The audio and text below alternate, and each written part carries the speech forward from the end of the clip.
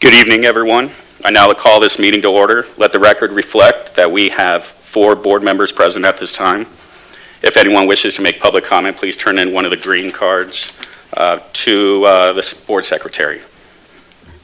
I'd like to make a motion to adopt tonight's agenda. Is there a second? Second. All in favor, say aye. Aye. Aye. Aye. All those opposed? Aye. Sorry. All those in favor, say aye. Aye. Aye. Aye. All those opposed? Motion passes 5-0. At this time, is there any board member that wishes to go into executive session? At this time, we will have the Pledge of Allegiance led by Board Member Montero, followed by the land acknowledgement read by Member Gutierrez Miller. Will everyone please stand and then pause for a moment of silence after the pledge. I pledge allegiance to the flag of the United States of America, and to the republic for which it stands, one nation, under God, indivisible, with liberty and justice for all.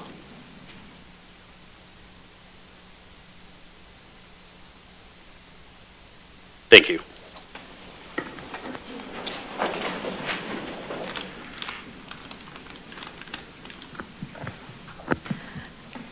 Tempe Union High School District acknowledges that our community of schools is located on the ancestral lands of the Akmal Atham, Pima, and Peepash Maricopa indigenous peoples, who have inhabited these lands since time immemorial.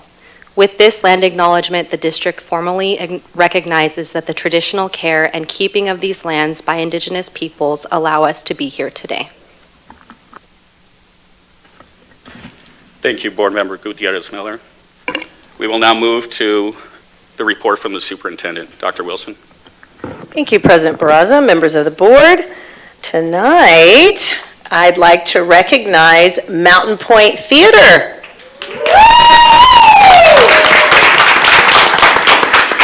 Mountain Point Theater Company was recently recognized by the City of Tempe as a 2025 City of Tempe MLK Award recipient. The city annually recognizes those in the community who exemplify the spirit of Dr. Martin Luther King Jr.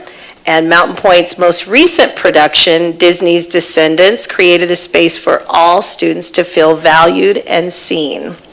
I'd like to recognize Kim Bonagofsky, theater teacher and fine arts department leader for Mountain Point, as well as Don Baker, the assistant principal of activities. Last and certainly not least, we are excited to have the members of Mountain Point Theater Company here tonight, and they will be performing a song for all of us in the audience. So please take your stage.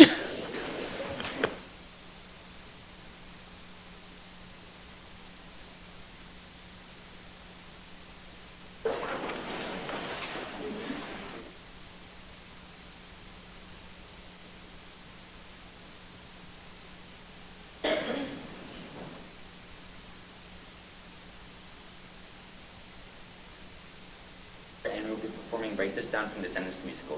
Thank you.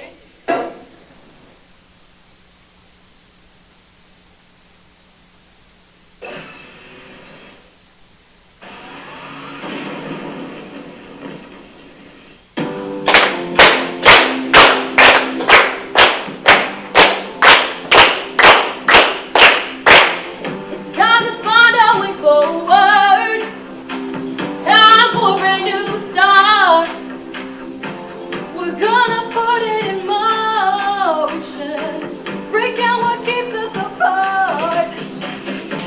No more, no division, way down. Unity, got the vision, unite. And we stand and we live in marching. And the line, 1, 2, 1, 2, like I see you, you see me. Imperfect, perfectly. Face to face, we can see clearly our similarities lie. Day and night, wrong or right, we come together for a good time. We're gonna break this down. We're gonna rock this town. Everyone all around. Let's be forever like this, better together like this.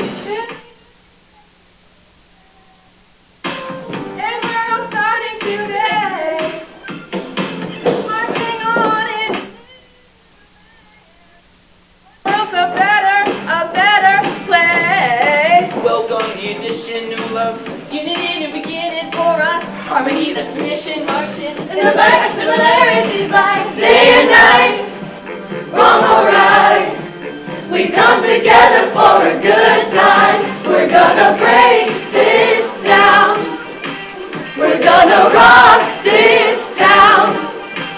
Everyone all around. Let's be whoever like this, better together like this. Breaking and breaking it down. Breaking and breaking it down. Breaking and breaking it down. Come on, Audrey. Breaking and breaking it down.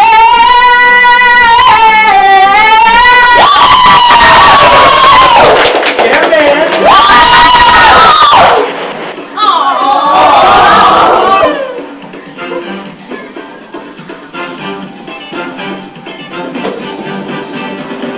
It's time to break this thing down. Let's make it happen now.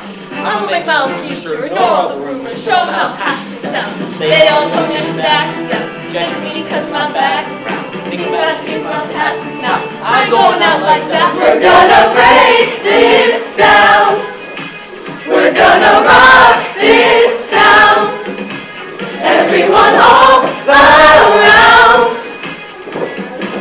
Just be whoever like this, like it together, like we unite. We're gonna break this down. Breaking it down. We're gonna rock this town. Rock this town. Everyone all around. All around.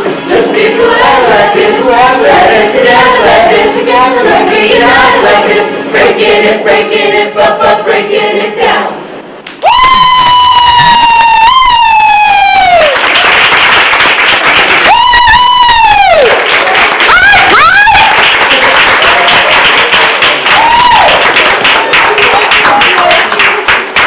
That was outstanding. Well, you broke it down, and you rocked this town. And you are right, we are better together. Thank you, Ms. Montagowski. And Mountain Point Theater, that was awesome.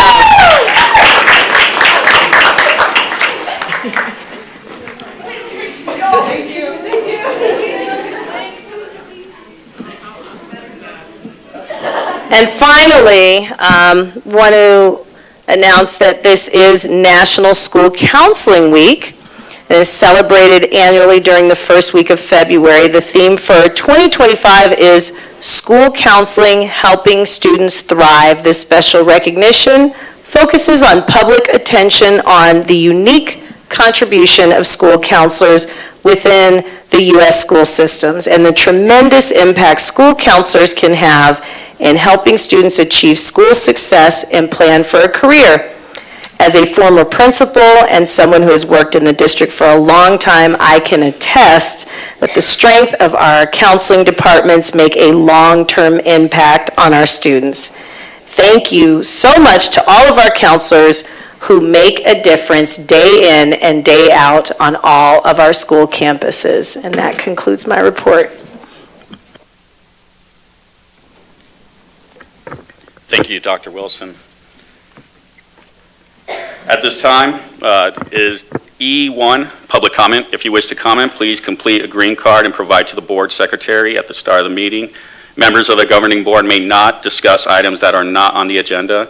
Therefore, action taken as a result of public comment will be limited to directing staff to study the matter or scheduling the matter for future consideration at a later date.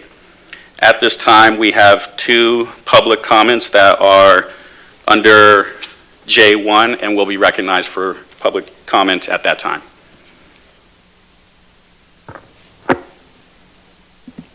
Next item on the agenda is consent agenda. Do I have a motion to approve consent agendas, item F1 through F9? So move. Is there a second? Second. All those in favor, say aye. Aye. Aye. Aye. All those opposed? Record recognizes 4-0. Next item, G1, is a presentation from Teaching and Learning, and it will provide us on an update on Cognia. Dr. Alexa.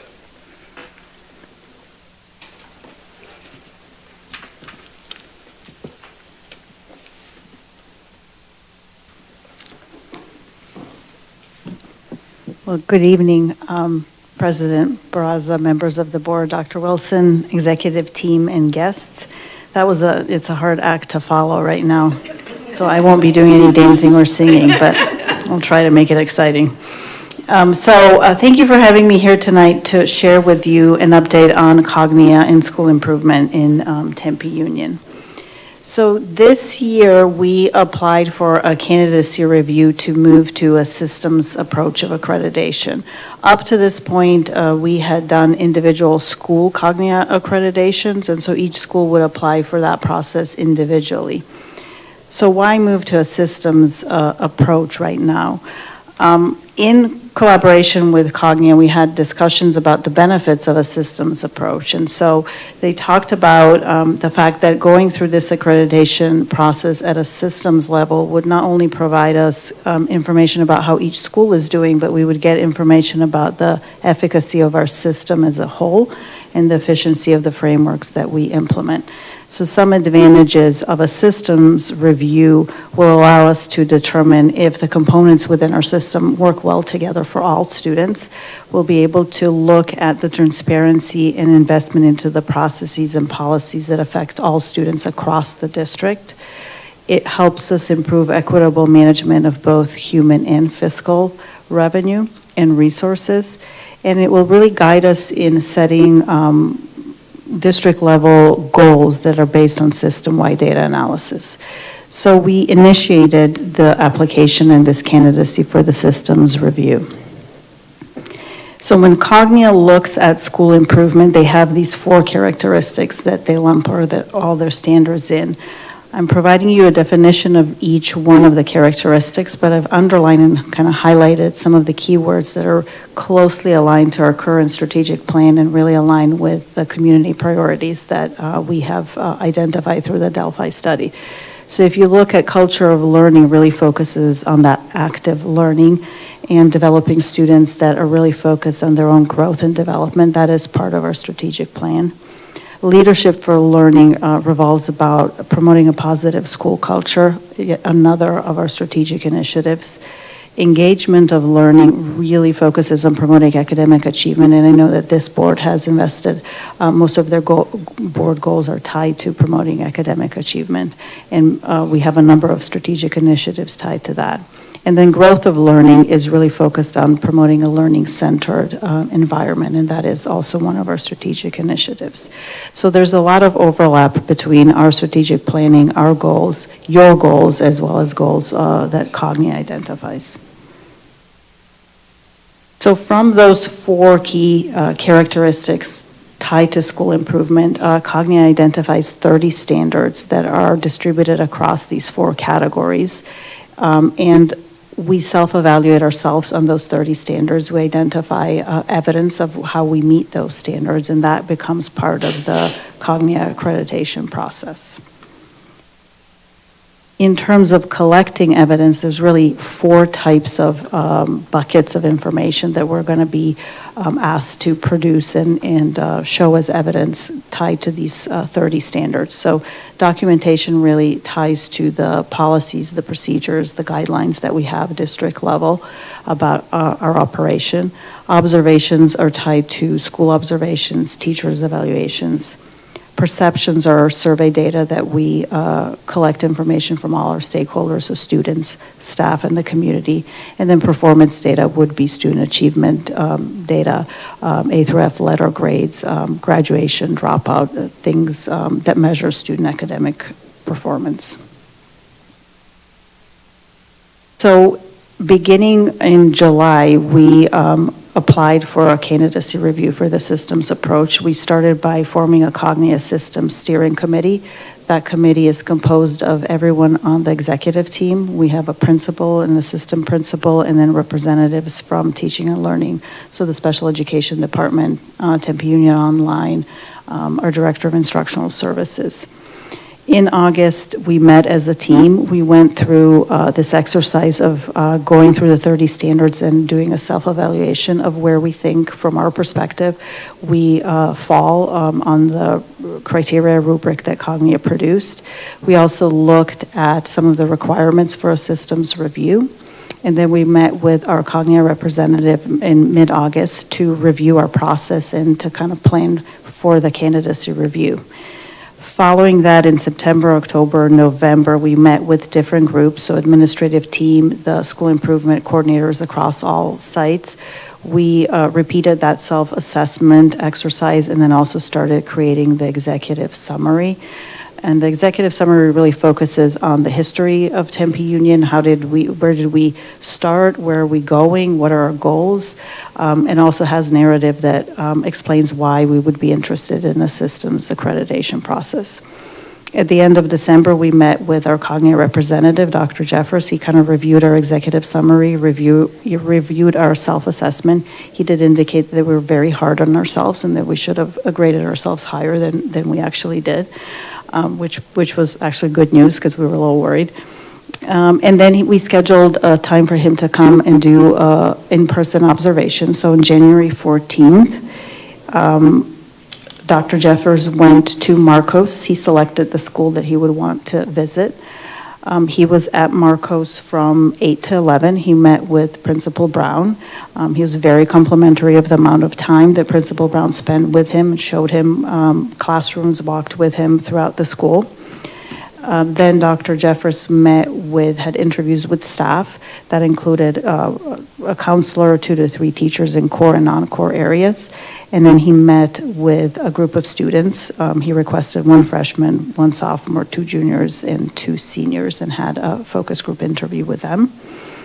After his time at Marcos, then he met with the executive team. We had a presentation for him where we went through our strategic planning process and shared our goals, identified our areas of strength and our areas that we would like to work on, and also shared with him some of the reasons that we believe we are ready for a systems accreditation process. We then had a little question and answer time with him, and then he met with a group of parents in the afternoon. We had 1 to 2 parents from each school attend. I want to thank all the parents that did attend because that was a work day at 2 p.m. in-person meeting, and we had a representative from each school show up. So that was an hour interview with parents. And then after that, we had an exit interview with Dr. Jeffers, and he approved us to move forward to the systems accreditation process. So we got our candidacy was approved, and so we're moving forward with that.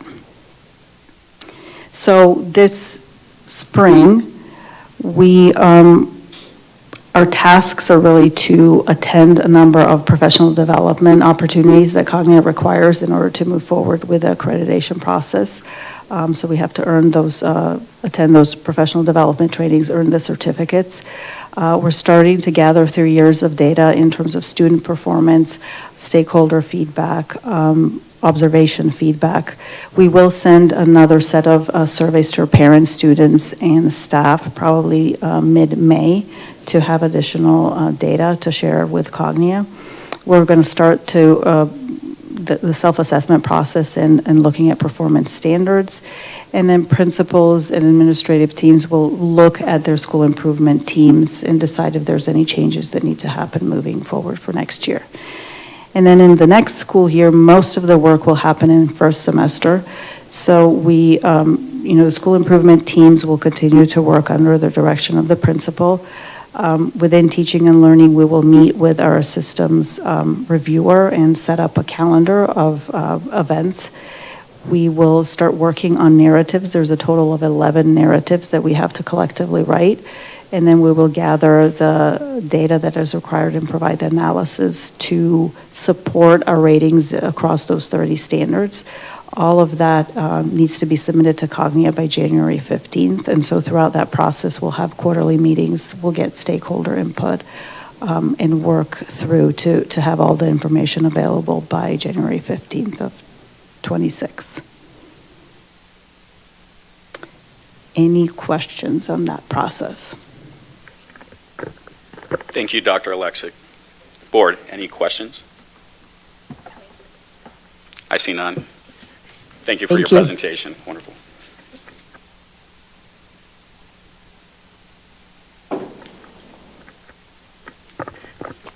Next on the agenda is item H1, a presentation from Reina Tavena to provide us with information on an update with Guadalupe Teen Court.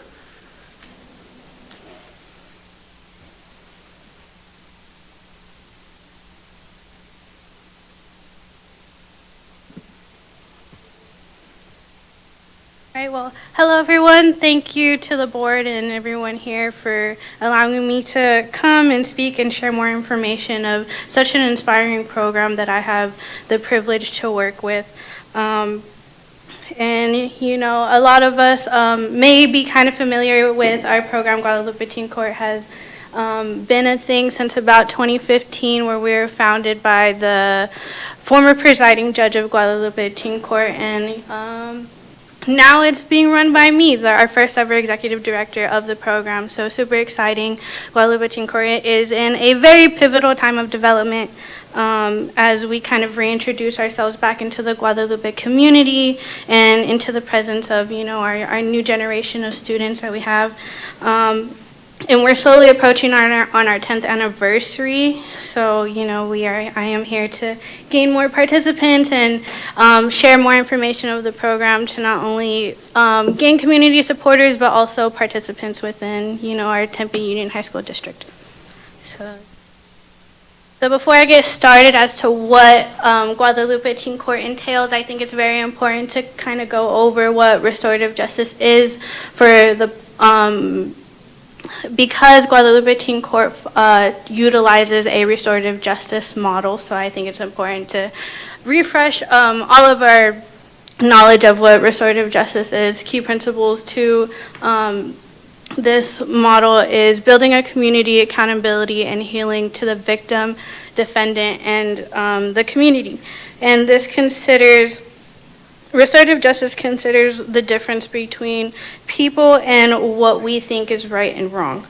And Guadalupe Teen Court definitely thrives under a restorative justice model where we count more on, we stray away from the retributive justice, and where that places blame and focuses on guilt, and with Teen Court and restorative justice, we focus more on taking accountability and learning from your actions. And as well as repairing the harm that has been done to the community, the victim, and our defendant. So this is just a little bit a video. It's a slideshow. I won't show it just because it's about 5 minutes long, but if anyone is interested in watching it, it is from YouTube, from Global Youth Justice. They have a bunch of videos of what Teen Court is from their perspective, but what I can share about Teen Court, it began in about the 70s, 80s to as a deterrence method to youth who have committed crimes, most times first-time offenders and status offenses, misdemeanors. This program was created to help them as a second chance. And that's what the restorative justice model is. It's a second chance for these kids who make mistakes, who make such as, you know, shoplifting, truancy, being out past curfew. And this program is for those kids who struggle kind of to identify the difference between right and wrong. So that's why these programs are here. Teen offenders are given that second chance while they hold accountability for their actions, and that's the main part of how they can get through this program, is only if they admit accountability. And it also provides the community with a practical response to problems correlated with juvenile delinquency. So this is another reason why this program has been such a significant impact to the community and nationwide, because this is not just an Arizona, Maricopa County thing. This is a nationwide kind of program that teen courts can be set in schools, judicial courts, and Guadalupe Teen Court has been one of the only teen courts to be held in the community with a previous judge as their leader. So it's very important to that we stand out in that sense, to where we're not in schools and we're more of community-based rather than school-based. So Guadalupe Teen Court, like I said, runs under a restorative justice model. We are a peer youth court that consists of volunteers, usually between the ages of 13 and 18. And we practice the power of impartiality and fairness within our process, because these teens that come through and volunteer with us volunteer in various courtroom roles such as judge, attorney, victims advocate, jury members, to complete this teen court process for the teen defendants that have committed some sort of wrong in the community. And let me see, Guadalupe Teen Court, I may refer to them as GTC members just because it's a little bit shorter, but they are taught to practice the importance of neutrality and professionalism during this process, just to ensure that our teen defendants who come through our program are met with fair and unbiased consequences. So since our founding in 2015, GTC has adjudicated. Now the number is a little bit higher because this number is based back in November, so it's about like 375 juvenile cases, and we've had over 70 dedicated youth volunteers from the Guadalupe, Tempe, and surrounding areas. But majority of our students who have come through our program have been from the Tempe Union High School District, majority from Marcos de Niza, Tempe High, and Compadre when Compadre was here. And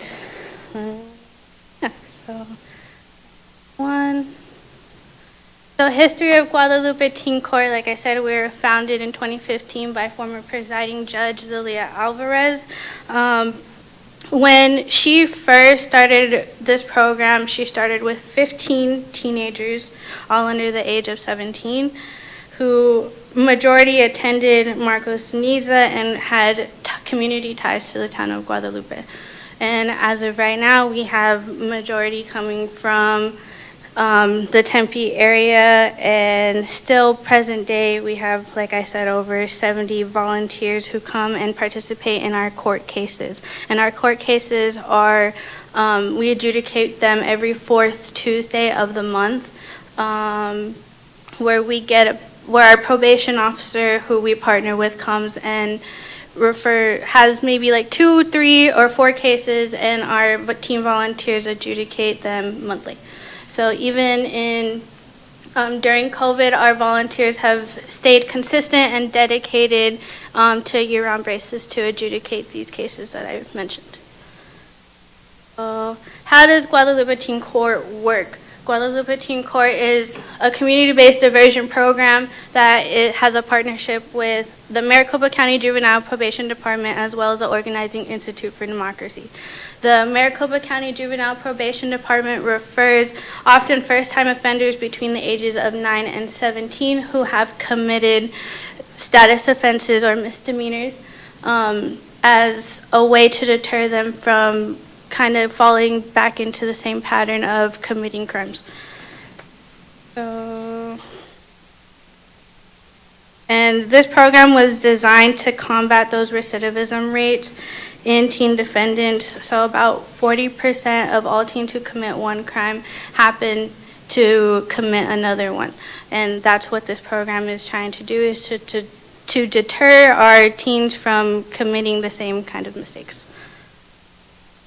So our Guadalupe Teen Court members consist of primarily Guadalupe community members, Tempe, Chandler, and other surrounding areas. Most attend these Tempe elementary and high school districts schools, and are ages 13 to 18. Our volunteers are trained under a courtroom, to be in a courtroom atmosphere and take on these courtroom roles such as the foreperson, attorney, victim advocate, bailiffs, and jury members, where they go through the court process, ask the defendant questions, and tailor the questions and the consequences so that they can benefit the teen defendant going through our program. And our youth volunteers lead the process. This is a very self-led process. I am there as to kind of guide them, but for the most part, our teens do a majority of the work.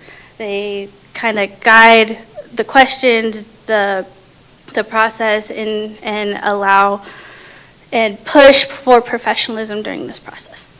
And yeah, so we try to meet a little more than just once a month so that our teens can get a little bit of a practice of how the process goes, and it does take a little bit of practice makes perfect kind of thing to fully understand the process, but once our kids really get into it and fully understand, they do a great job at not only being advocates for themselves, but also being advocates for others in the community as well.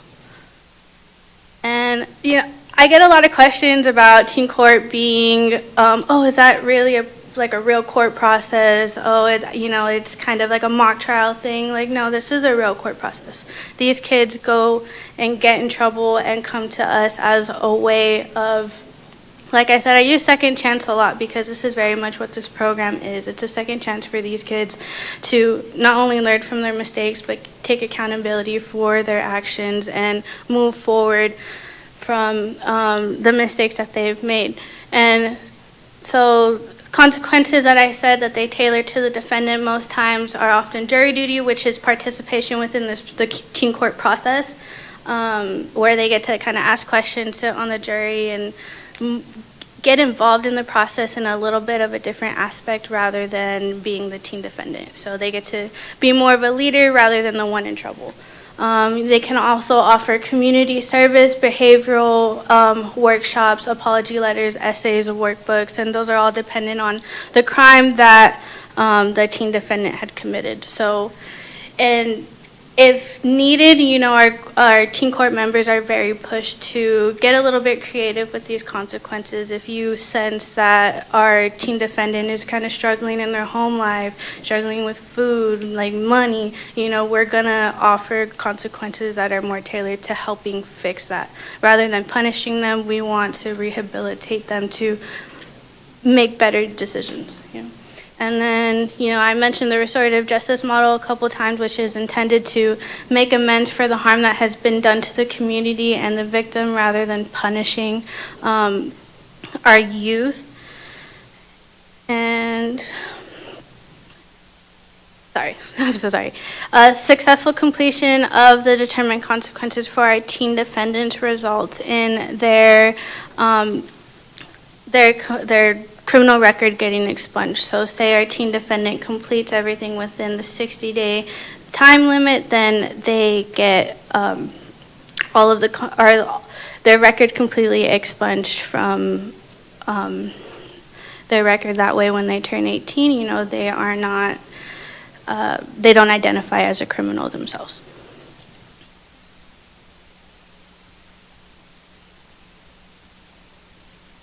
So a couple things that Guadalupe Teen Court does try to emphasize is the importance of education. And one way that we do that is by getting our teen court volunteers, and these are the kids that dedicate their time to our program, not the ones that get in trouble. The ones that dedicate their time to their program, we offer opportunities to get civically engaged, not only within board meetings and town meetings like these, but also within field trips and guest speakers and stuff like that. So we definitely try and emphasize the importance of introducing our teen volunteers to people in the community. And in the past, we've had opportunities where teen court members are taken to the Supreme Court, where they're taken to council meetings like these, or there's been times where we've been to like 4th Avenue jails and just kind of exploring different community opportunities that are offered to our teenagers as an incentive, but also as a way to get them more involved. I know, being from the town of Guadalupe myself, it's kind of difficult to kind of get out of that mindset of that small town mentality, and by doing stuff like this and getting them a little bit more involved and a little bit used to seeing other people, this has had like a really great impact on our members, not only in the town, but just our teen court members in general. Yeah, and as a program, we encourage to teach the importance of civic engagement and restorative justice through this process. Yeah, and like I said, field trips to local jails and museums. We definitely try to dive into the university and college aspects that are offered to our kids in the area. GTC volunteers have also participated in numerous teen court summits, which are just a long day where multiple teen courts from around the state come together, network, get to know each other, get to be involved in countless different criminal justice related seminars, personal growth related seminars and stuff like that. And we've also had the opportunity to meet with, Senator Sean Bowie and Sheriff Paul Benzone and District Judge Steve Logan and so many other amazing and wonderful, impactful and inspiring people who've come and talked to these kids. So it's definitely been, that's one of the ways that we try to value education is the importance of networking and professionalism and getting them used to developing those skills that not only benefit them in the workforce, but in their personal lives and maybe even professionally as well. And then one of the big fun incentives we like to throw out there that we've done 3 separate times. So in 2016, 2017, and 2019, we were able to gain enough funding to take a few, so total is 10, in that 10 Guadalupe Teen Court members to visit Washington, D.C., and this was as an opportunity to just kind of get them out of their comfort zone as an incentive to being a part of such an impactful program that has not only helped teens who make better decisions, but also helped develop the professionalism of our teen volunteers. So during this, they were able to meet state representatives. I know Ruben Gallego was there to kind of help us and guide us through our process. I was actually in the 2016 Washington, D.C. class, so that's kind of how I know what they did and stuff like that, because I was a member myself. I started when I was 13 up until I graduated from Marcos Ceniza in 2019. Whoop, whoop. And yeah, so it was a great opportunity for me personally to just kind of go and see different things. It was my first time going on an airplane and traveling out of state without my family. So a lot of the times that's the case for our kids who do come through our program. It's a lot of firsts. It's a lot of new opportunities, a lot of different experiences. So we were definitely very grateful to receive the funding to do all of these opportunities with our Guadalupe Teen Court members. So yeah, let me see.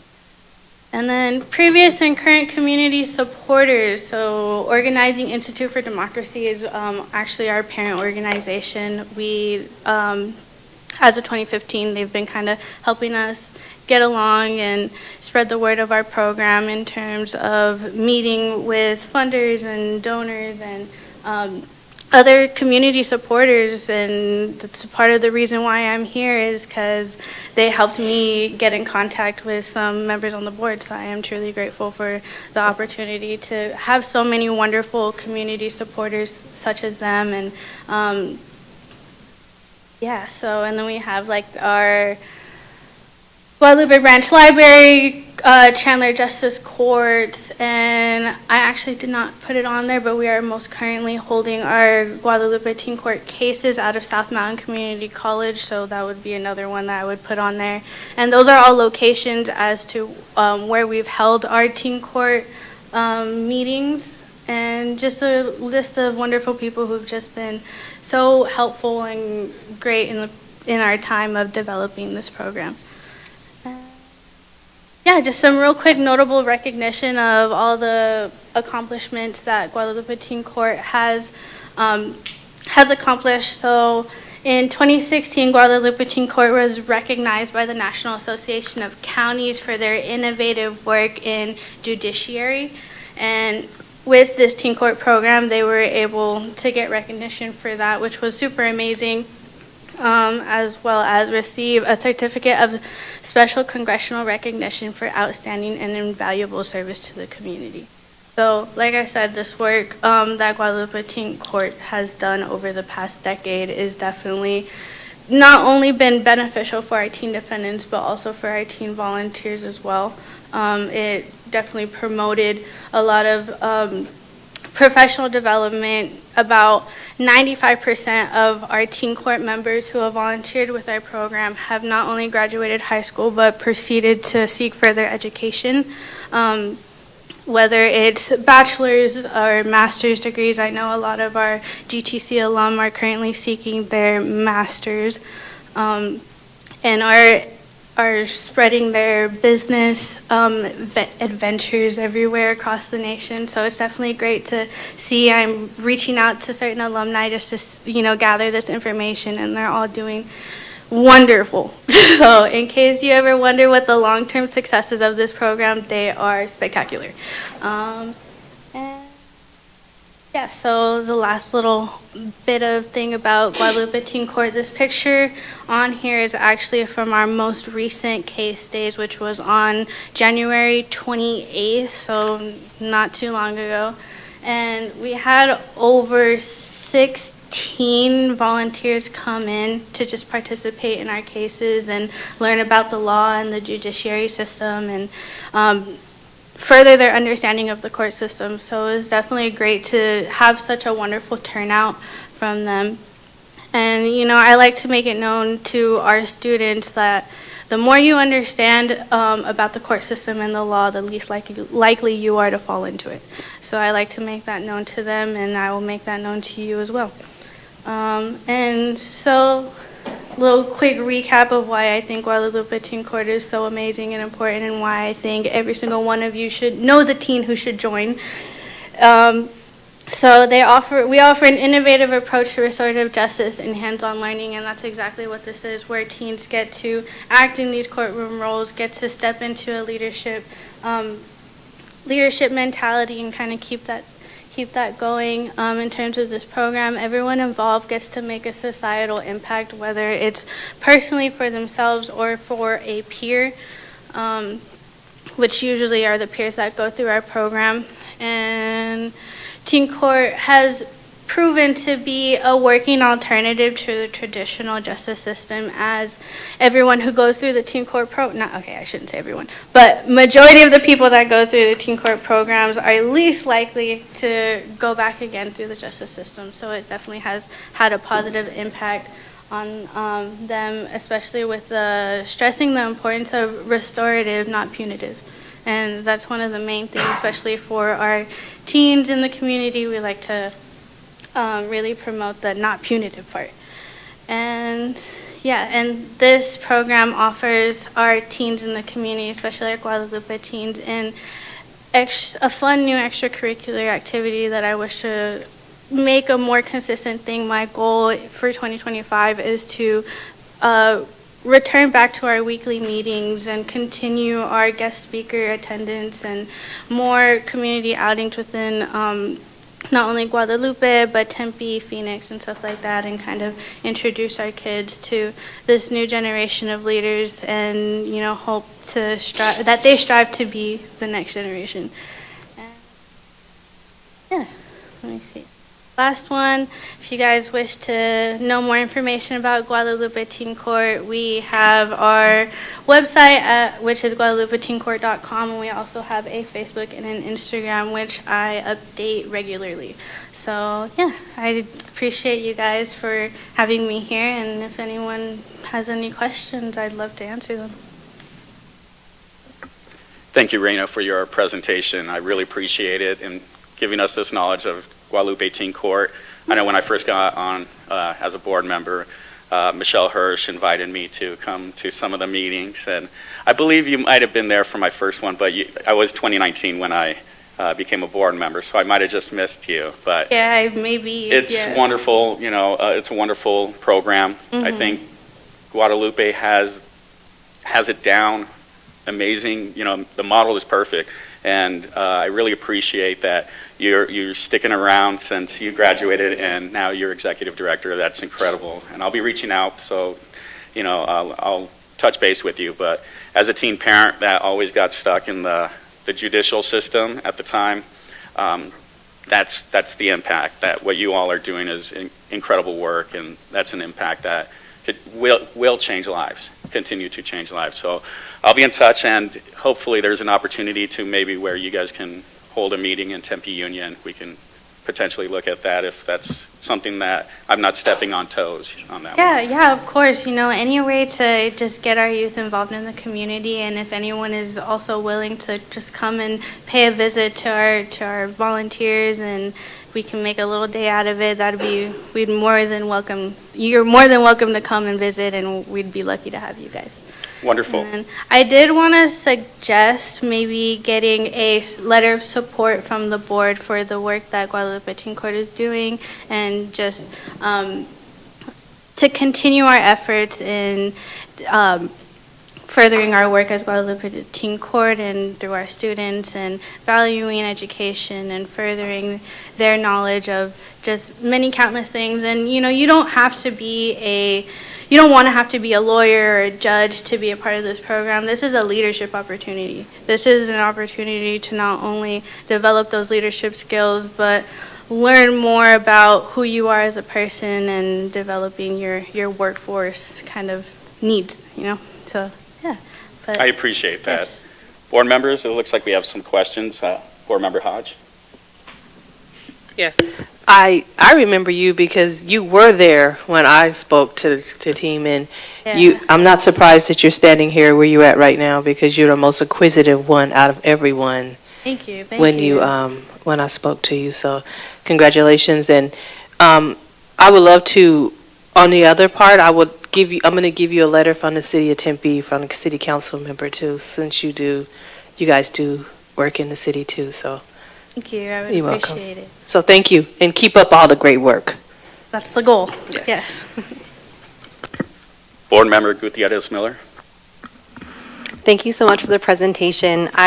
One of the things that you said I wrote down, and I just wanted to highlight it because I thought it was really impactful. And you said, the more you know about the courts and the justice system, the less likely you are to fall into it. And I think that's just kind of like incredible, the work that you're doing, the fact that you've continued in this work, and also just the way that you're uplifting your community and other students in the community. I just want to applaud you for this work. It's really important, and it's close to my heart. And so thank you so much for this presentation. Thank you for all your work, and keep up the good work, I guess. Yes, thank you. And I like to mention that, I went off to college. I went to Colorado and went there, and I proceeded to come back just because I acknowledged my privilege and the fact that I had so many wonderful mentors and people that helped me along the way and get me to where I am. And, not a lot of kids within our district have that opportunity. So, I would like to work on continuing that and furthering that opportunity for any individuals who are willing to dedicate their time to our program. So, yeah, thank you, guys. Are there any other questions?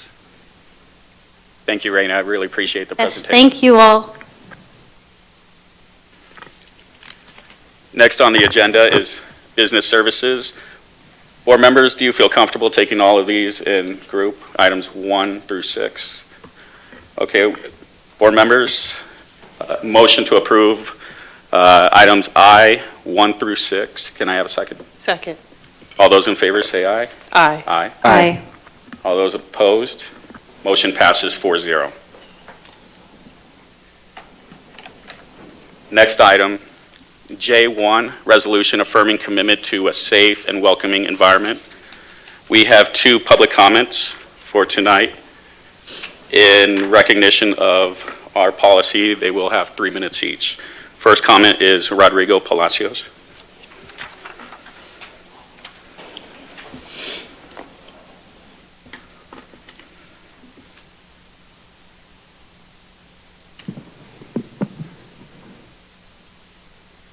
Good evening, President Barraza, members of the governing board, Superintendent Dr. Wilson, and committee. My name is Rodrigo Palacios. I'm proud to serve as the president of Tempe Secondary Education Association. Tonight, I stand in strong support of this resolution because it reaffirms what we as educators already know to be true. Our schools must be places of safety, inclusivity, and unwavering support for every student, regardless of their background or immigration status. Every day, our teachers create classrooms where students feel valued and protected, where they can focus on learning without fear. We know that when students feel safe, they can thrive academically and emotionally. But this is only possible when we, as a district, take a clear stance against policies that instill fear and uncertainty in our students and families. This resolution strengthens our commitment to protecting student privacy, limiting unnecessary law enforcement access, and ensuring that vital resources reach the students who need them most. It also recognizes the essential role of teachers in fostering a community of solidarity. By allowing staff to discuss these protections with students, we ensure that they are informed of their constitutional rights and know where to turn for help. Tempe Union has long been a district that values equity and inclusion. Passing this resolution is not just the right thing to do, it is a moral imperative. It tells our students and families, you are welcome here. You are safe and supported here. You belong here. On behalf of our educators, I urge you to pass this resolution and continue standing with us in building a future where every student can learn without fear. Thank you.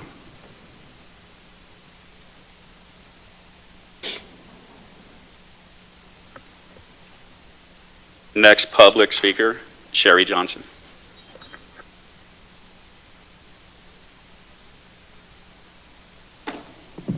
Good evening, Governing Board members, President Barraza, and Dr. Wilson. I'm here also in support of the resolution reaffirming commitment to safe and welcoming environment for all. I am a Tempe Union alum, former Tempe Union parent, and a community member.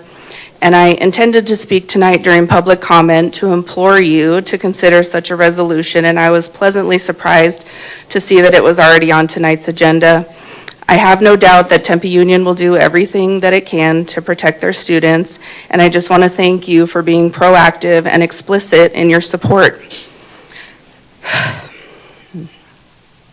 It's so important in light of what's happening right now.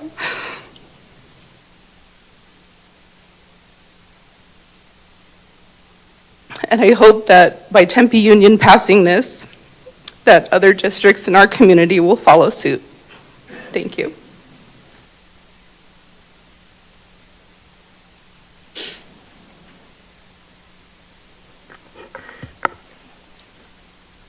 Okay, board members. Member Gutierrez Miller has presented a draft resolution for us to discuss here tonight. You each have a copy of the proposed resolution in front of you. Nicole, would you please, since it's your item, would you please give us an introductory and a background? Thank you, President Barraza. Thank you, members of the community, for being here, for making your voices heard. We have had people reaching out to us privately as well as publicly asking for us to weigh in. First, I want to thank Dr. Wilson for her swift and decisive leadership, ensuring that all students and families in the district feel safe and welcomed. Dr. Wilson acted quickly, and she sent notice to Tempe Union families to assure them that the district would provide a welcoming, safe environment and welcoming campus for all students. As early as last November, conversations were taking place around how to ensure our students felt supported in the wake of the passage of Proposition 314, as well as the promised mass deportations. Now, here we are, living under a presidential administration that has made it its mission to target undocumented peoples, removing the safety afforded to all peoples in churches, hospitals, and schools which were formerly protected areas. This shift has brought terror to our families in our communities. As Arizonans, we are not strangers to the deep trauma that these actions bring to our neighbors. We saw this under SB 1070 and former Sheriff Joe Arpaio, when our communities were terrorized by racial profiling and mass deportations. This resolution was written with the intent to clearly and definitively state that Tempe Union Governing Board's commitment is to educational environments that are safe, welcoming for all of our students, and I look forward to discussing this with the Governing Board and presenting this resolution publicly to our community. Thank you. Thank you, Board Member Gutierrez Miller. Before we start going through the document and having our discussions, just want to touch base with our legal just to see if there's any concerns, questions, comments you may have before we start our discussion. Jordan? Thank you, President Barraza. I don't have any comments at this time. I have a clean version that I plan on typing into as if there are any revisions, so. Wonderful, thank you.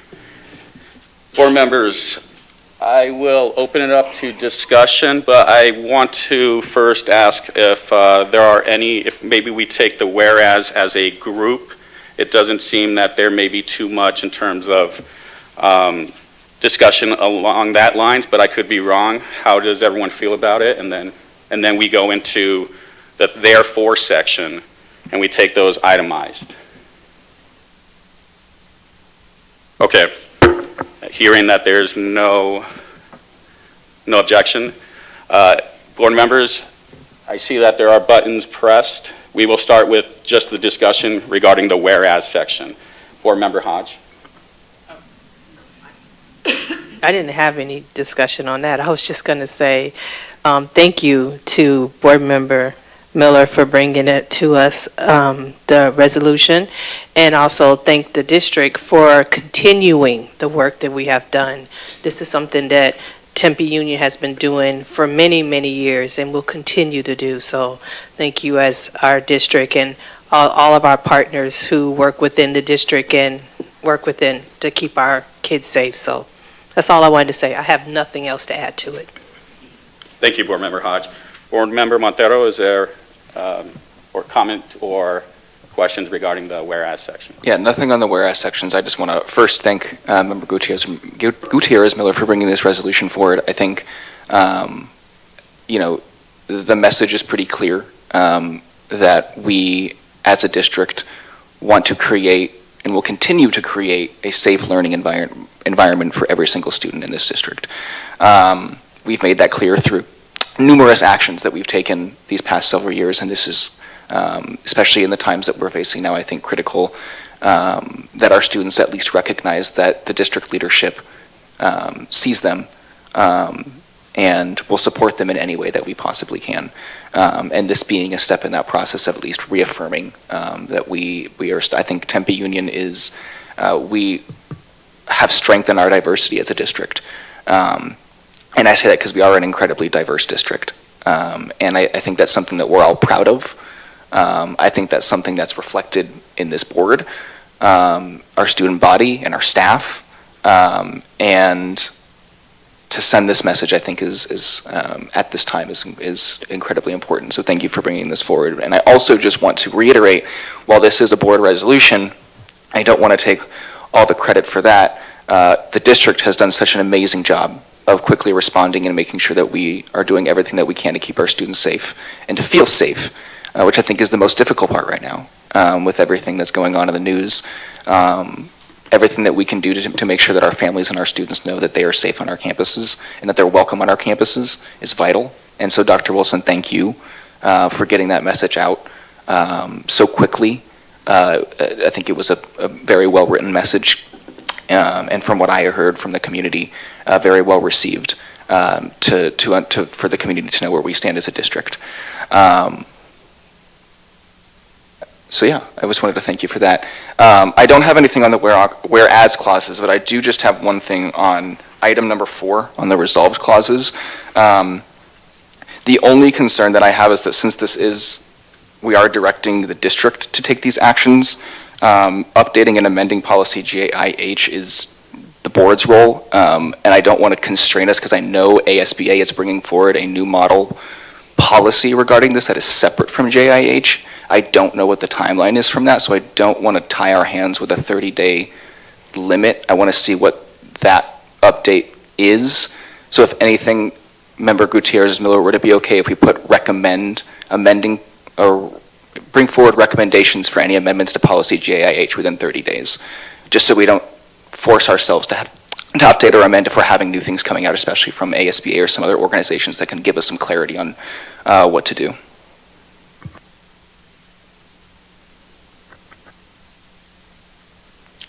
Member Gutierrez Miller, if you would. Thank you, Member Montero. Kind of anticipated this a little bit. Yeah, okay. I feel it's important for us to have a timeline around amending the policy because I think it holds us accountable as a board. I think it's important that our staff and that our teachers have clear and updated policy that reflects our guidance to them. And so I respect and understand that there is upcoming guidance or forthcoming guidance. I do want to keep us accountable to make sure that this is done in a timely fashion. And so I'm open to what that looks like. If you can suggest maybe some verbiage, I'm open to that. Yeah, I mean, to be clear, I'm not opposed to the 30-day calendar limit. I think the language around updating and amending, since we're directing the district to do all of these things, 1 through 7 or 1 through 8, and that's our role as a board. So I think if we can say for them to research and recommend updates to policy JIH, then that comes to us to have a discussion within the 30-day calendar limit. If I may for a quick second, we're jumping ahead, so there may be some revisions in 1, 2, and 3, and I would like to, let's see if we can methodically look at those with the intention of Board Member Montero's point to number 4, and see if, I just want to make sure we're going through the entire document, and we jump to number 4 really quick. So, Board members, are there any questions regarding the whereas portion of the document? It does not seem there are. So as far as the therefore section, items 1 and 2, let's take together at the same time. Are there any questions regarding items 1, 2? And that I'm referring to the therefore section. I do not see any concerns from the board. We will move to number 3 particularly. Are there any questions, comments, or anything at all regarding number 3 from the board? Okay. Board Member Hodge. Okay, I wasn't going to say it, but when we go into it and we say in number 3, when we say law enforcement agencies, school resource officers are in the law enforcement agency. So it's repetitive to say it twice. It makes it seem like we're sticking them out, and they're already part of the law enforcement agency when we talk about it. So I'm just wondering, do we have to add that in a second time? Because it's already a part of it. So would that be your request would be to omit that particular section from number 3? Just including the law, including school resource officers, because it's already. It's redundant. It's redundant. It's already law enforcement agencies. That is underneath the police department, is school resource officers. So I'm just saying that's like highlighting it out separately. We're already added in there. Okay, so Jordan, would you please put an edit requested by Board Member Hodge regarding the redundancy phrase, including school resource officers, just so we have everyone's comments represented in this document while we discuss it.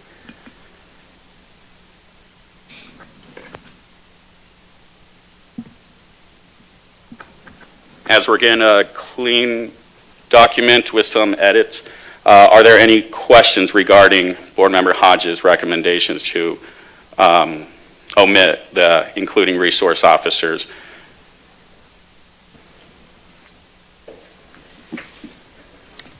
Board Member Montero? Thank you. I think just because I know if we're going to go down some of the other clauses, I just want to make sure. Like, I think while sure it's redundant, removing it's not going to have any effect on what the effect of this resolution is. You know, I want to defer to Member Gutierrez Miller. This is her resolution. But again, including it, excluding it, I think we can kind of pick out a lot of the phrases in here, but I think as long as it doesn't change the effect of the resolution, I think it's okay. But I want to defer to Member Gutierrez Miller. Board Member Miller, do you wish to respond? Yeah, I see what you're saying. I understand. This was the other area that I kind of anticipated. I feel strongly that our school resource officers are contracted by the district, they're employees of the district, and I think that they should be included specifically in this guidance. Board Member Hodge. They're not district employees at all. They are part of the City of Tempe law enforcement agencies. They're also like our youth specialists that are directly employed by the City of Tempe. So saying that is highlighting them out separately, and they're already a part of the law enforcement agency when it comes to it. That's why I said they're not district employees. They work on our district, but they are the city's employees directly. So it's not separate. There's all, when you talk about law enforcement agency, that is included in it because the resource officers are Tempe police officers or Phoenix police officers. They're not district employees at all. May I recommend maybe a modification to the language? Because I understand from all of you that for Board Member Gutierrez Miller, the impact it needs for specifically outlining is significant for her in the resolution. However, Board Member Montero had pointed out that there's no effect to, as of changing it where it's specific. School resource officers, for one, have an intergovernmental agreement that we contract with the Department of Police for our campuses. That intergovernmental agreement is worked with the district and the department, and a lot of times those they always include training, counseling, certifications, refresher courses, and so I see both how it's an officer, but it's also a school resource officer. I would like to possibly recommend, and let's see if how everyone feels, but maybe looking at it in terms of direct any requests, whether for access to a school or to review records by ICE or law enforcement agencies, whether it be a patrol officer or a school resource officer, to the superintendent or her district, so forth. Let me know if there's room for that. I will go ahead and open it up. Board Member Montero. Thank you, President Barraza. I just want to go back to my firm point. I don't think we should be going back and forth on language. This is not going to have any effect on the impact of the resolution. My recommendation, Member Hodge, if you're okay with it, can we just leave it as is?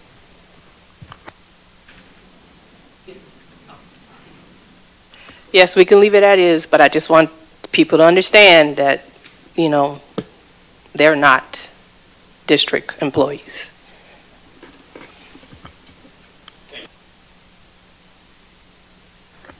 Thank you, Board Member Hodge.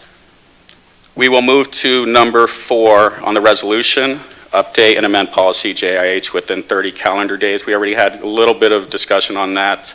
How are we feeling? It sounded like it was specific to a calendar frame, but I will wait for comments. Board Member Montero. Thank you. Yes, I didn't have a concern with the calendar. I had a concern just with the update and amend language. So my recommend, if we could, would just be recommend any amendments to policy JIH within 30 calendar days to reflect the intent of this resolution. Thank you. How does the board feel about, because we're looking at updating and amending the policy, which is a responsibility that this board's supposed to do with our policies to make sure that they are updated, amended. So it's in alignment with our work. I just don't know what we're amending or updating yet.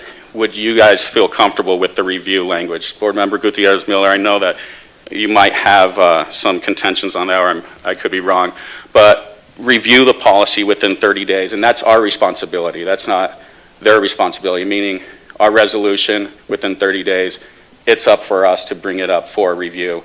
And then we can conduct the actual work on how we're going to get that across. But I'm looking at the 30 days as a review period for us to give direction to the staff. So let me know on your thoughts on that, but I have no hill to die on these issues, so please let me know.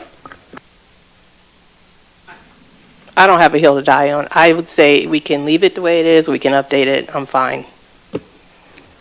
Board Member Gutierrez Miller, how do you feel about the current wording or what I suggested? So, if I have this right, it's recommend any amendments to policy JIH within 30 days, right? I'm fine with that. Thank you, Board Member Gutierrez-Miller. Are there any other comments or suggestions for number 4? Moving on to number 5, work with Tempe Union High School District Counseling Department to ensure that resources and a list of support organizations are compiled, updated, and distributed electronically to guide students and families. Are there any questions or comments regarding this item?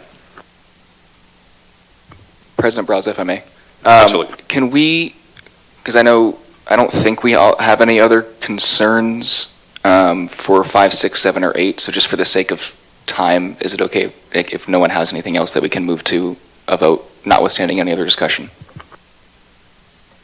I believe that we got through the meat and potatoes of the discussions. I like that recommendation. I just have one pertaining to maybe a word, maybe number 6, adding the word support the continued work, support the continued work of site leadership and work with site leadership. Working with site leadership also is an aspect of, that's the administration's role. This is, again, a board resolution, so I'm fine with the rest of the document if you guys are. Board Member Hodge? Yeah, I see what you're saying. Just saying continue to work with the sites is just put the word continue in front of it instead of just work with, just say continuing to work with the sites. If I may split hairs, can we put support and continue the work? Yeah, I mean, I'm just saying continue should be in the, if you put continue in the first part of it, then yeah, you can, I'm not saying one or the other, I'm just saying continue will just make it sound like it's already being done and we're continuing on with it. Okay, Jordan, if you can add that support and continue to work. Continue to support. Continue to support. Okay, so Board Member Gutierrez-Miller, what are your thoughts on that? That's great. That's fine. I appreciate that. And just to give context, the reason why I was just looking at that word, and we're splitting hairs, is I like a document to reaffirm support and have that type of tone when, especially when we're talking about reaffirming our support for the district. So words in that case can be empowering, and so I want to make sure that we're reminding the staff that we support them at the end of the day in the continued work. With that, are there any questions pertaining to number 6 to the end of the document entirety? As seen, there are none. Jordan, can we get that updated draft when you have a second? Take your time.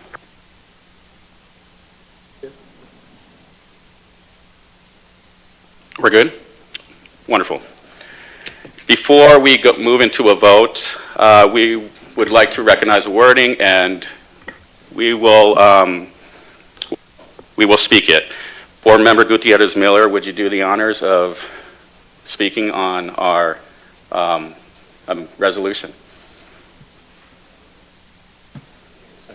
I'm going to email it to you.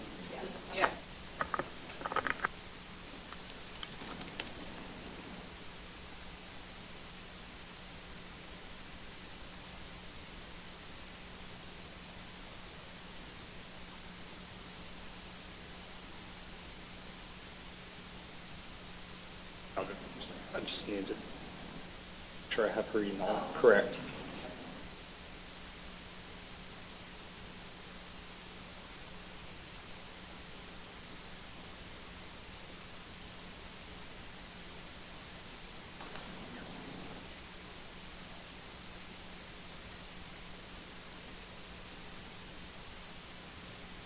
Jordan, did you send it? I'm sorry, I wasn't paying attention. Just hit send. Oh, okay, thank you. Just give me a Board Member Gutierrez-Miller, let me know when you have that final copy.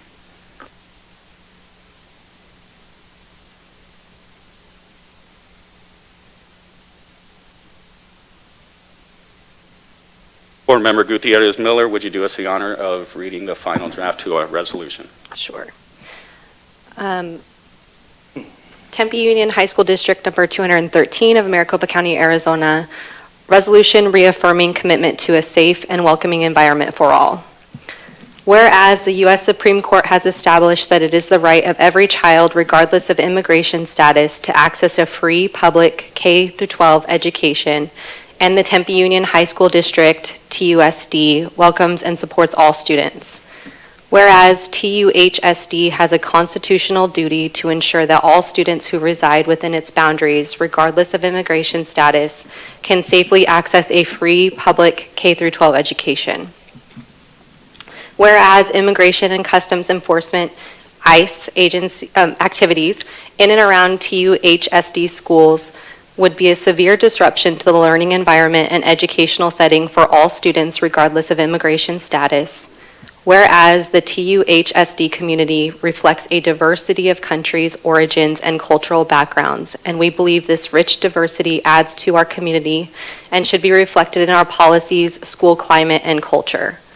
Whereas the TUHSD Governing Board believes all schools must serve as safe zones where students and families from all backgrounds feel protected, supported, and included, fostering environments with a positive school climate, which includes a safe and stable learning atmosphere, means of transportation to and from school sites, and the preservation of classroom hours for educational instruction.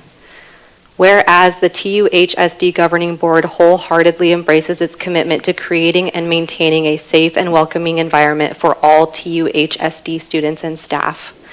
Whereas the TUHSD community has expressed concerns around the safety and supports for all students in the district as immigration enforcement efforts increase in our communities. Whereas TUHSD personnel and staff are constant sources of support for all students in the district and often navigate sensitive matters with students and families. And whereas TUHSD Governing Board Policy JIH outlines district and staff conduct surrounding students' rights under the law and is intended to protect students' rights. Now, therefore, be it resolved that the district shall, 1, continue to welcome all students, staff, and their families regardless of immigration status. 2, continue not to collect information concerning its students' immigration status. 3, direct any request, whether for access to a school or to review records by ICE or law enforcement agencies, including school resource officers, to the superintendent or her district office designee and legal counsel for review as to whether the request is permitted by law, including but not limited to the Family Educational Rights and Privacy Act, or FERPA. 4, recommend any amendments to policy JIH within 30 calendar days to reflect the intent of this resolution. 5, work with TUHSD Counseling Department to ensure that resources and a list of support organizations are compiled, updated, and distributed electronically to guide students and families. 6, continue to support the work with site leadership?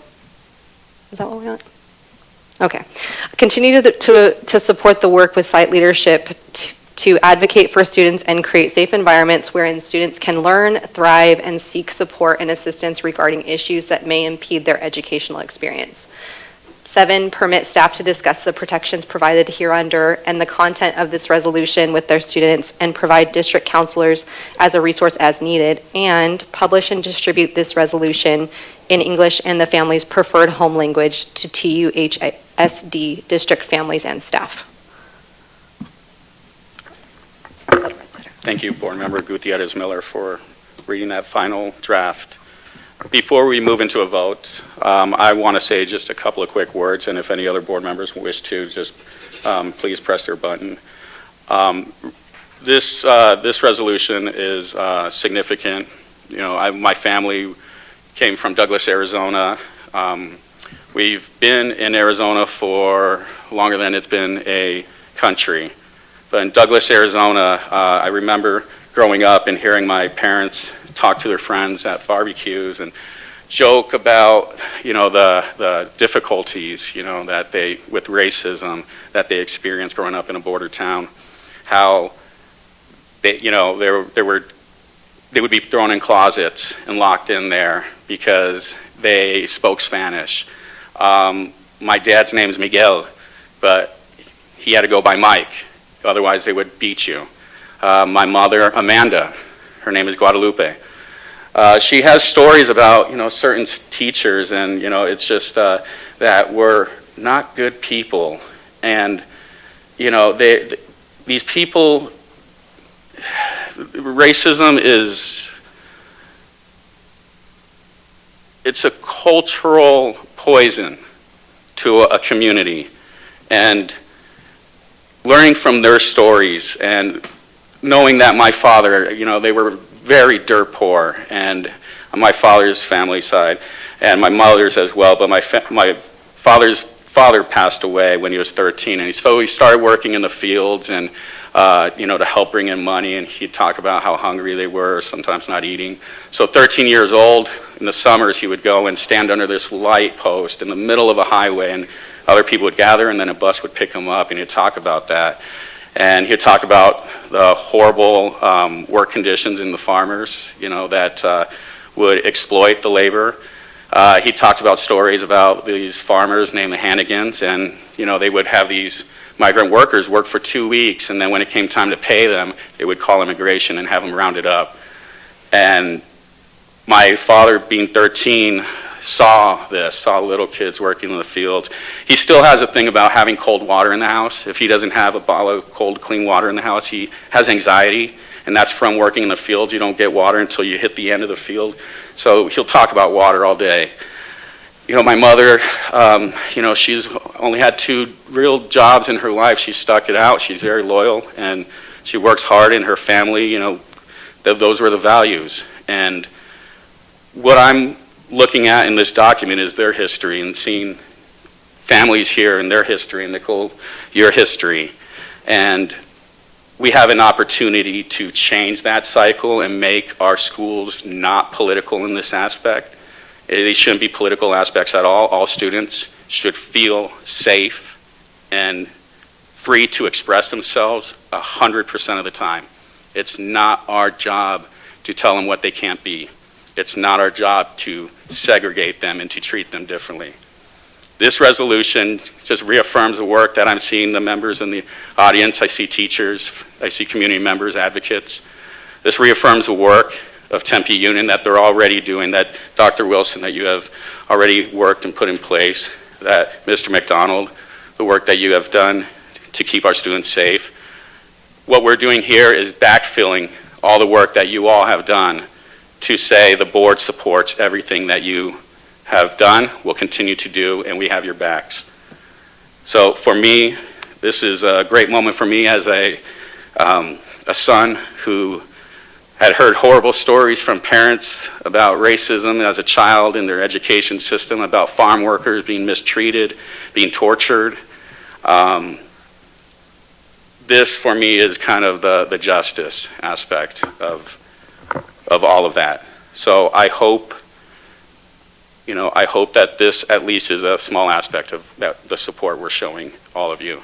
That's all I have. Anyone else? Board Member Hodge. All I want to say is thank you so much again, Nicole, for bringing it forward. Thank you to the district for working so hard and diligent towards it. Thanks our community for all the support they give. And that's all. Thank you. With that, we move to a vote. Board members, I am going to do a roll call vote on this resolution, and I will start by asking Board Member Hodge. We need a motion. Thank you. Getting ahead of myself. Go ahead, Nicole Miller. Okay. I motion that we approve resolution reaffirming commitment to a safe and welcoming environment for all. I'll second.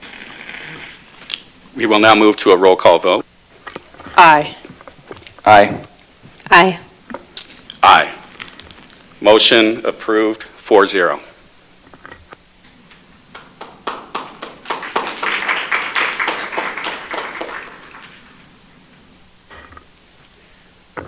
Next on the agenda is governing board member committee assignments. Board members, we are in the new year and we want to check in with committee assignments. Board Member Montero was serving in the audit committee, and Board Member Hodge was serving in the employee benefits trust committee. Board Member Montero, do you wish to continue with the audit committee, or Would you recommend someone else, or, what's your thoughts on it? Yeah, I know traditionally you've had the president sit on that board, so since that's your role now, if you'd like to take it, by all means. I would appreciate that. Any board members have comments? Thank you. So I will now be in the audit committee. Next is the Employee Benefit Trust Committee. Member Hodge has been serving at the committee.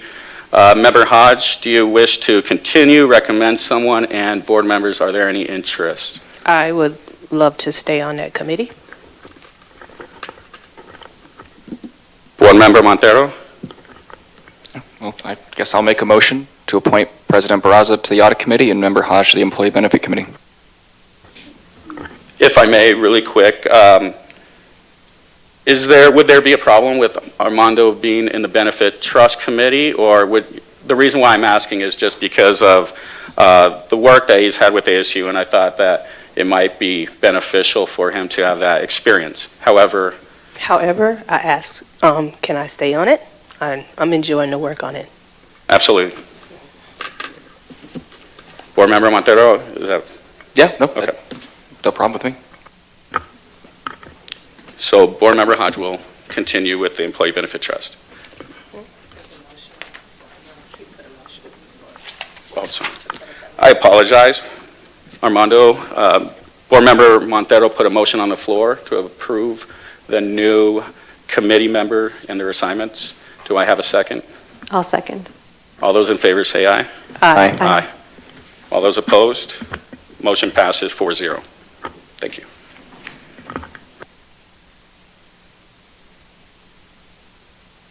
At this time, are there any requests for future agenda items from board members? Board Member Gutierrez Miller. We just, in the resolution, asked to review policy GIH in the future, so I don't know if I need to follow up on that, but that's my only request. Thank you, I appreciate that. Any other board members? With that, we move to information items K2 committee conference updates. Are there any committee conference updates from board members at this time?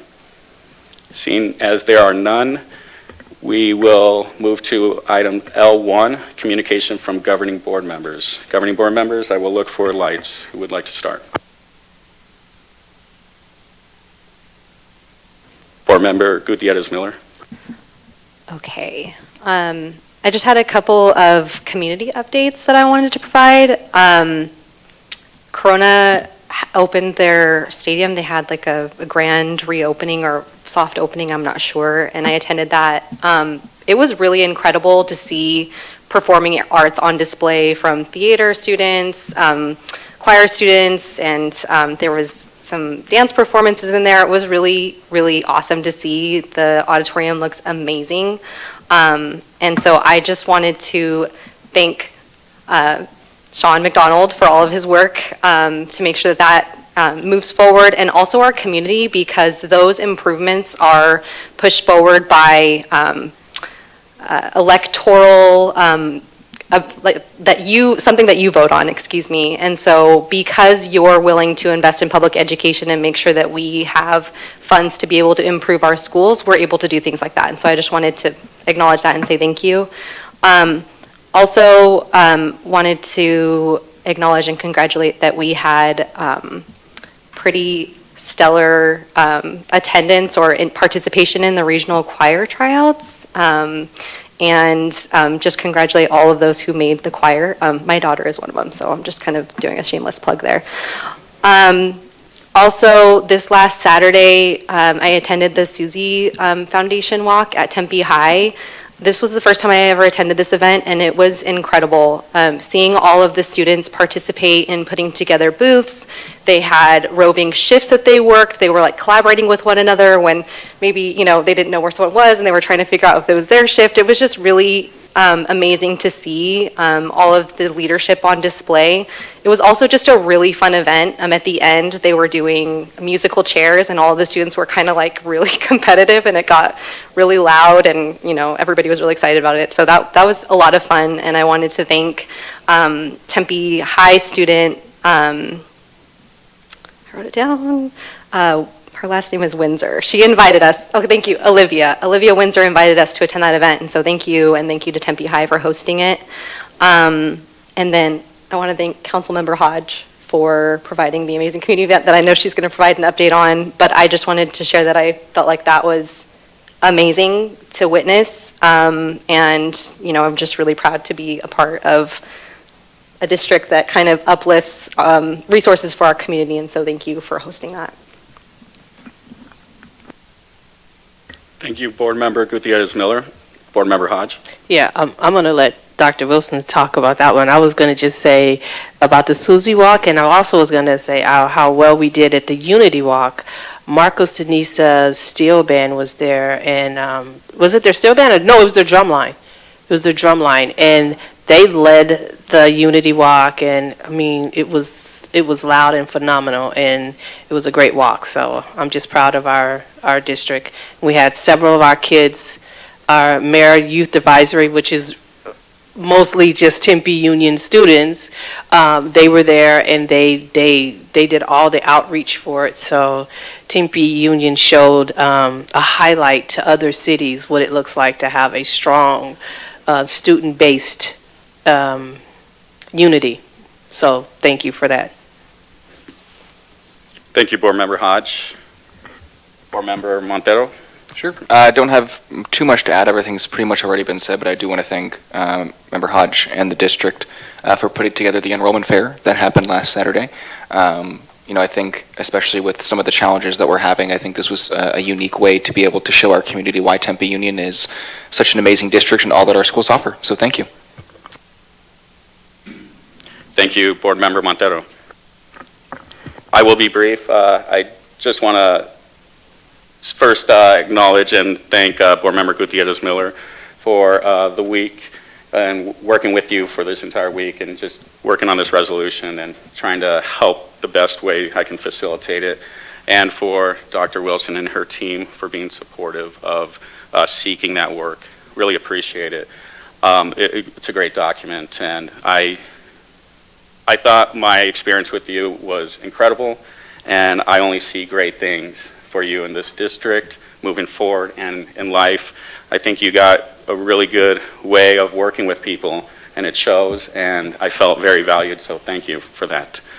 The only other thing I'd like to mention is I went to the principal forum at Marcos Denisa this Monday, and it was wonderful. I appreciate the staff and the community and their participation and interest in it, and we will be looking, I'm sure I'll be anticipating next meeting we will have an agenda item pertaining to the hiring, so we will be looking at that. So thank you for all the work, Dr. Wilson, on that front, and for the team.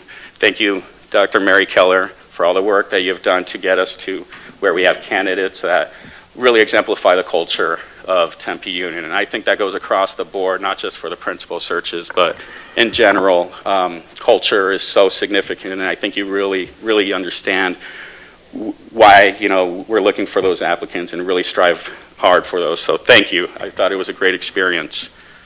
With that, President Barraza, real quick, sorry. Absolutely. Since Vice President Steele's not here, Member Hodge reminded me if we can do the grants, gifts and donations. Good point. I made a note of it and I skipped my note, so thank you. No worries. So yeah, I can do it real quick. So I just want to thank Todd and Danielle Graham for a $5,000 donation to Desert Vista, the Kiwanis Club of Tempe to Tempe High School for $5,000, the Orchestra at Mariachi Guild to Marcos Deniza for $4,527, Marcos Deniza Wrestling Club to Marcos Deniza from $1,600, Cecilia and Alan Dahl to McClintock High School for $1,000, and then we had assorted binders from pens, etc., to Tempe High in the estimated value of $2,966. So thank you. Thank you for remembering that, Board Member Montero and Board Member Hodge. Dr. Wilson, is there any communication from you or the executive team? One from me and one from the executive team. I want to thank everybody for their support of the Enrollment Expo.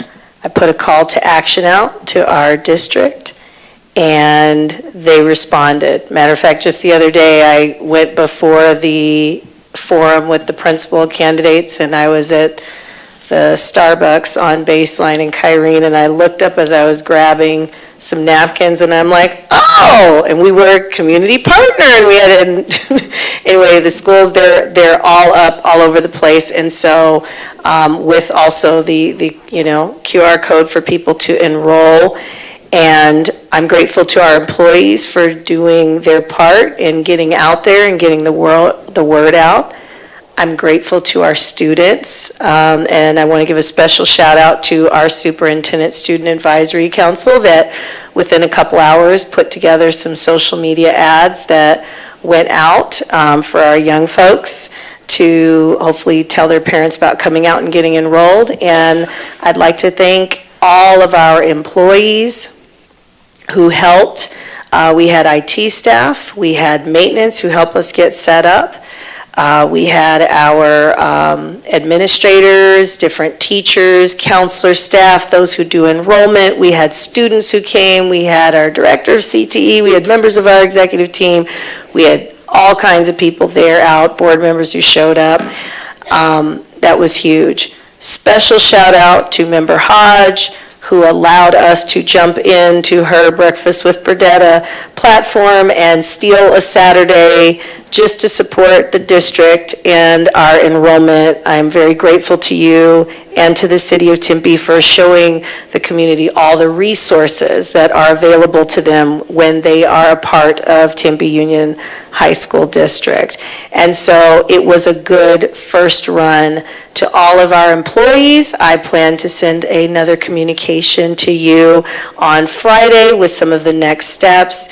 As I say, I have said to administrators, and you will hear from me on Friday, many hands make the work light, right? And so we've got to be all in on this. We've got to continue to be that top district of choice for families. We have 6 amazing, great schools that are all A's, by the way. As the students say, join the A-team. Join the A-team. It's a thing. It's a thing. But no, I am just so touched by all of the support and the call to action, and everyone is stepping in, and we need everybody stepping in. So spread the good word about Tempe Union High School District and our great campuses and all that we do here. And with that, I will turn it over to Mr. McDonald to talk about some of the great projects and things that we have going on. Thank you, Dr. Wilson. Just a brief update on our bond projects. Thank you to Member Gutierrez-Miller who recognized the auditoriums so far. And we are successfully have completed phase 1 with a few punch list items remaining. But we want to thank the community for supporting our bonds. It's with their support that we're able to do what we can do for our staff and our students. I also want to thank you tonight for approving the Phase 2 bond items. So that's going to get us to our next level of auditoriums and the remainder of our science labs, amongst other projects. We are now about halfway through the overall planning process for this bond. It's been a pleasure to work with our business communities and partners and the dedicated staff. You know, we've done something this year that we have really gotten the staff involved with the projects because they are the boots on the grounds, knowing what they need to be able to teach, and they know what their students need to be able to learn at high levels. So just wanted to thank you for what you do for us, especially to the community for supporting those bonds. Thank you.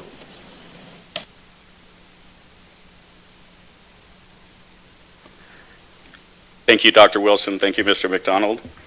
The next regular meeting will be February 19th, 2025 at 6 p.m. I motion to adjourn this meeting. Do I have a second? Second. All those in favor say aye. Aye. Aye. Aye. Motion carries 4-0. This meeting is adjourned. Go Eagles.